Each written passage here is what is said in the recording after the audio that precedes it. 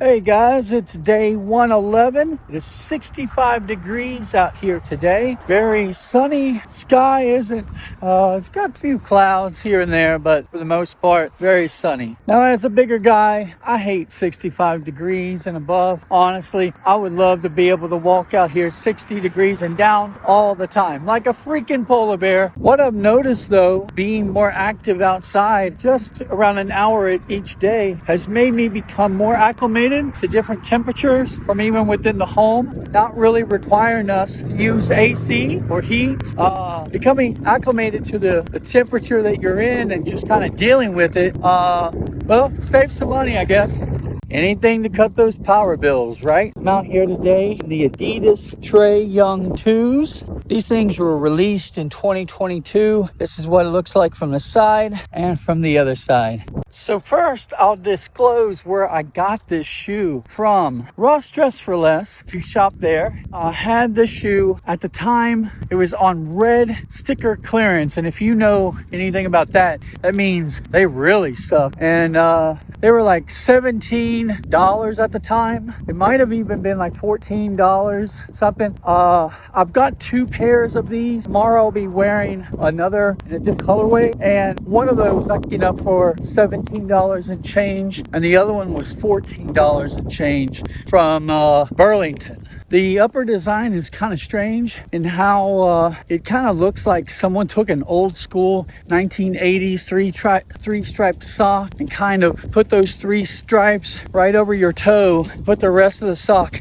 on up the foot. It's kind of strange. So usually if I'm in the store, I'll go ahead and try to, put the shoe on. And I quickly realized that's not happening. I'm not sticking my foot in there. And I thought, well, for $14 and change, it's worth it for the boost in the heel. And I thought that would be interesting for the time, in a basketball shoe, and the traction appeared to be good. So I thought I'll buy it and then I'll work with it at home. I was checking the reviews online, years ago, and I remember people were reviewing this shoe really positively, and there wasn't much of a mention of the fit other than them talking about how it is extremely narrow, but most of them got their feet in there completely fine, with a little bit of effort. Now me, with my slightly wide foot, I did not have that same experience. It was quite the chore to try to get this thing on my foot.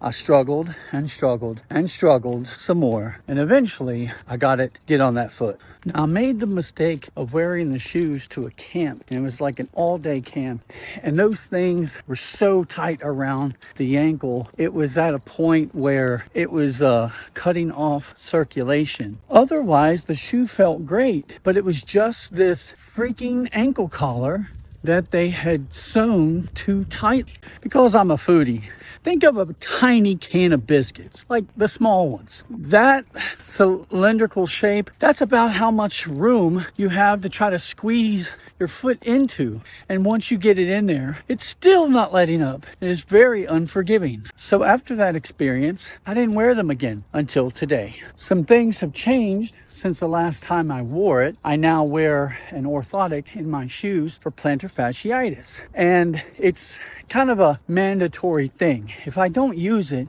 I regret it later. And usually with most shoes and the design of this orthotic, I can just put it over top of the regular insole, and the shoe might be a little bit snug, but there is no problem. But with this shoe design, it made getting into it absolutely impossible. So some of you might be thinking, you need to stretch that shoe out. And of course, that's what I've tried to do. First, I tried an ice method, putting water in a bag and putting it in the freezer and doing all that crap. And as the ice freezes, it expands, hoping you're going to stretch the shoe out. So didn't do anything. Then the next thing I did, I took two old t-shirts, and I wrapped them up. And these are big t-shirts, man. So by the time I was done with it, these things were massive.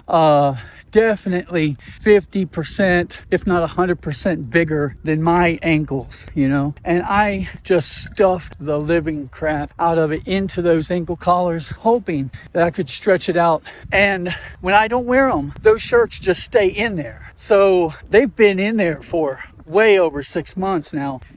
hoping to stretch the shoe out. Did it work? Hell no. Those shoes were still tight. So I took the insole, I took the orthotic out, then I took the shoes insole out, which is floppy piece of crap anyway, and I tried to get my foot in there. Well, with some work, I was able to get it in there, but again, the shoe just strangled my foot. And that was this morning. So I'm like, we're taking care of this crap right now. And I go to the kitchen, I grab a pair of scissors, and I do some surgery. See, like, everything about this shoe, almost everything, is fantastic. The heel has a nice bit of boost in there, and I'm feeling that. It's nice. The traction feels great. I've been out walking in Walmart, and I forgot where else I went. Trader Joe's this morning, and the traction on those slick floors, fantastic. In fact, maybe a little too good, because as I'm walking, I could hear my heel squeak, like, quite a bit. It's quite annoying. I first thought it was the old squeaky cart, but no, it was me and my freaking heels hitting the ground. I believe this has light strike in the forefoot, and the shoe feels very stable and low to the ground, but also protective too. It's actually a really great design. The only freaking problem with this shoe is the stupid entry into it, and that stitching is so unforgiving. You have to cut it. I took my scissors and tried to work along the back side of the shoe, as a lot of it is in 2 layers, and if you cut on the back layer, it's not really visible, and it does stretch it out quite a bit. For some people, that might be all you need to do, is to work on the back layers, kind of stretch it out. Now what I did is I stretched the shoe, kind of emulated what my foot would be like inside of the shoe, and I could see where the tension points were, almost like a line. And then I would have to take the scissors, just the tip of it, and cut that line and just release some of that tension. And it definitely stretched the shoe out enough that I could get my foot in it a little more easily, but I still had to work for it. See, in that knit, there are actually a few lines of tension that are kind of designed in there. It's almost as if, think about how a sandal straps to your foot. You've got one strap going one way, another strap going another way, and they each kind of serve a purpose. Well, the knit is doing the same thing, only you have interwoven fibers in between those strands. Now, the strands aren't really marked by any sort of dedicated strand itself. It's just kind of made within the design, and you will see that it's got some inevitable tension points and these strands that kind of are visible as you stretch the shoe out. So I was able to relax the collar entry, but then there's another point that's a little bit lower on the foot, still within that upper ankle area, and it hugs it really tight, and it's meant to be, a lockdown feature. But unfortunately for me, there was no way around it. I had to cut a hole, about a dime-sized hole inside the shoe. And really, I'm not cutting a hole. I cut like a few fibers, and then as the shoe stretches, it makes that hole itself. Now, cosmetically, I didn't want to do that. I don't want to put a freaking hole in my shoes, but it dawned on me, these shoes, the uppers are like freaking socks anyway. So as long as you pair it up with a black sock, no one's going to even freaking see that hole. And since doing that, I can now put the shoe on a lot more easily. I don't have to fight nearly as much. It is still a very snug fit. In fact, I wore these shoes about 3 hours this morning, casually just sitting around, and I could notice that the pressure is still there on the top of that, just right below the ankle, but on the front part of the foot, it's just really, it's no good. So I have made a quick video of that. I apologize in advance because my feet are looking kind of gnarly, but I just want you all to see what we're talking about. These shoes and what you're going to see is a result of even after releasing tension on the shoes with cutting some lines and stuff. Before this, it was at least 100% worse. Viewer discretion is advised. Gnarly. Yeah, so pretty gnarly. Definitely they don't feel good if you're sitting around for hours casually. So it sucks that I had to cut into the uppers, but doing so has turned a $14, $15 shoe into one that was completely unusable and unwearable to now I can get into it, and I could probably do a couple hours, playing some basketball, and it feels like right now everything feels really nice and comfortable. I can feel it loosen up a little bit, and I know the hallmark of this shoe was all about the lockdown. I don't have as much of that, but I'm not getting any weird heel slip. The back of the shoe is very padded and nice, so it has become a really good shoe at this point, even if there is a hole in it.